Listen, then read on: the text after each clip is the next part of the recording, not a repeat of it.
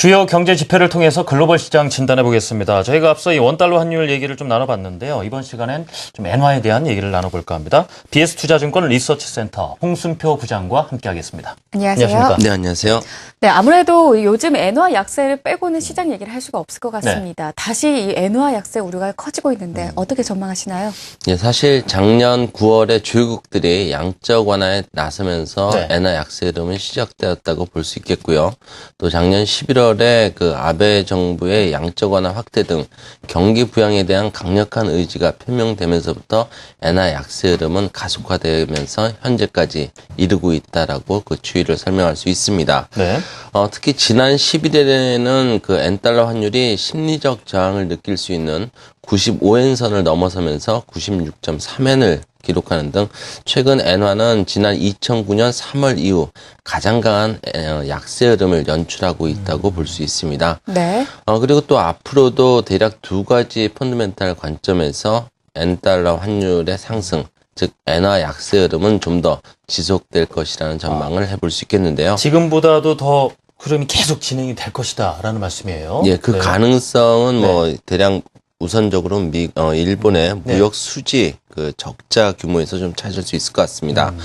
현재까지 일본의 무역 수지 적자 상태가 지속이 되고 있는데요. 네네. 일본의 무역 수지는 작년 7월부터 7개월 연속 적자 행진을 이어가고 있는 상태고, 특히 올해 1월에는 1조 6천억 엔의 사상 최대 적자 규모를 기록한 바가 있습니다. 이와 같이 일본의 무역 수지 적자가 지속되고 있다는 것은 지난 2008년 글로벌 금융위기 이후에 미국이 단행한 양적 완화 정책 영향, 그리고 또 미국과 유로존 재정위기 과정에서 안전자산으로서의 매력이 상대적으로 부각이 되면서 엔화의 평가절상을 가져왔기 때문에 일본의 무역수지 적자 행진이 지속이 되고 있다라고 볼 수 있습니다. 네. 그리고 엔화의 평가절상은 또 일본 제품의 가격 경쟁력에 악영향을 주면서 결국은 일본의 무역수지 악화로 연결된 것이라고 볼 수 있겠는데요. 일본의 무역수지가 엔달러 환율의 흐름에 대해서 상당히 높은 설명력을 보여주고 있습니다. 이런 점을 고려한다면 일본의 무역수지 적자 문제가 어느 정도 해소되기 전까지는 달러화 대비해서 엔화의 평가절하 흐름은 좀 더 지속될 가능성이 높은 것으로 판단을 해볼 수 있겠습니다. 일본에서는 일단 무역 수지를 좀 개선시키는 의지가 여느 때보다 강하기 때문에 지속될 것이라는 이유가 있고, 또 다른 이유가 어떤 게 있을까요? 네. 역시 뭐 미국도 양적 완화를 그 단행을 하고 있는데요. 사실 일본은 미국의 양적 완화에 대해서 계속해서 좀 대응하면서 일본 중앙은행은 자산을 매입을 계속해서 지속을 한 바가 있습니다. 네. 일단 향후 엔화의 약세 흐름이 좀 더 지속될 것으로 보는 두 번째 이유는 미국과 일본의 금리 차에서 찾아볼 수 있겠습니다. 미국의 10년 만기 국채율은 지난 2월 중순 이후에 시퀘스터와 관련된 불확실성 확대로 인해서 1%대로 하락하기도 했었지만, 최근 미국 고용을 비롯한 주요 경제 지표들의 개선을 통해서 향후 미국 경기 회복에 대한 기대감이 높아짐에 따라서 현재 다시 2%대로 올라선 상황입니다. 반면에 일본의 10년 만기 국채율 같은 경우는 경기 개선 기대감보다도 양적 완화 단행에 대한 단행, 그리고 또 이에 대한 기대감이 더 크게 영향을 미치면서 지난 2월 중순 이후에 0.6%대 머물고 있는 상황입니다.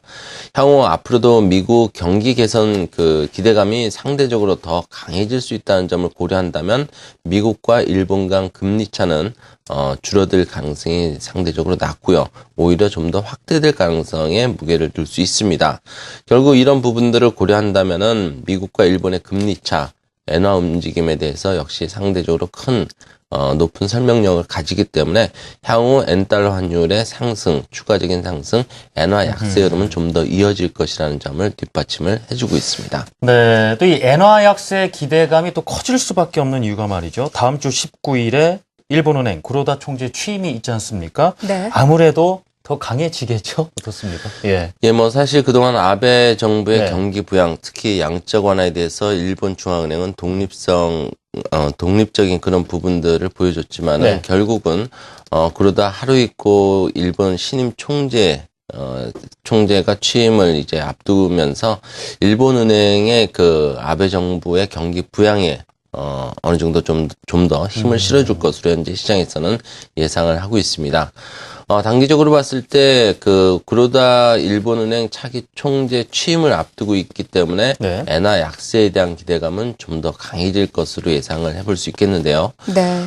그동안 구로다 일본은행 차기 총재 같은 경우는 최근 전 세계 중앙은행 총재들 중에서 가장 적극적으로 경기 부양적인 통화정책 그 확대 가능성을 표명을 해오고 있고, 네.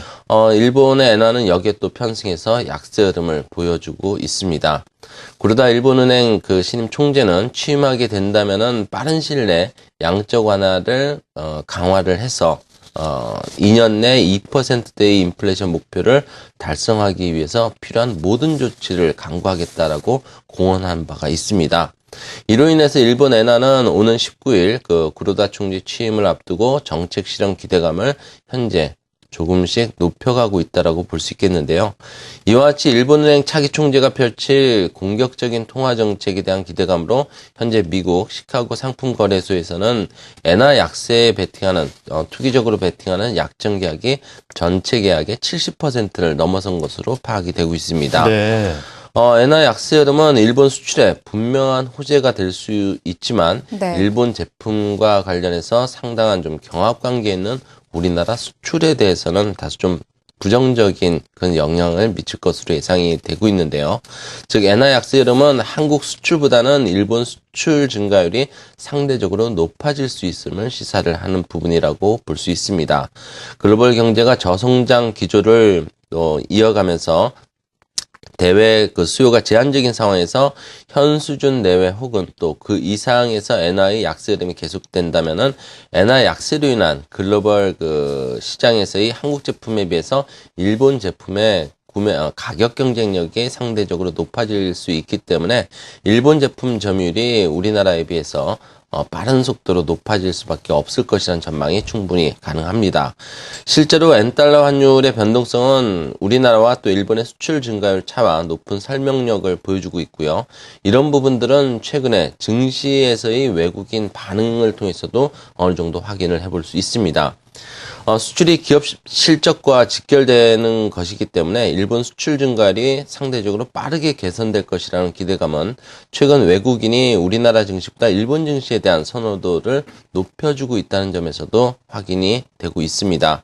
그동안 엔화 약세가 빠르게 진행되고는 있지만 단기적으로 일본은행 차기 총재의 취임을 앞두고 엔화 약세 흐름이 다시 속도를 낼 가능성에 대해서는 계속해서 경계감을 가질 필요가 있어 보입니다. 네. 이 미국과 일본 간의 금리 차라던가 네. 구로다 총재 취임 같은 여러 상황들을 고려했을 때 엔화 약세 기조는 이어질 것으로 예상이 되는데요. 오늘 이 엔화 약세의 배경과 향후 영향까지 전망을 해봤습니다. BS 투자증권 리서치센터 홍순표 부장과 함께했습니다. 말씀 고맙습니다. 네,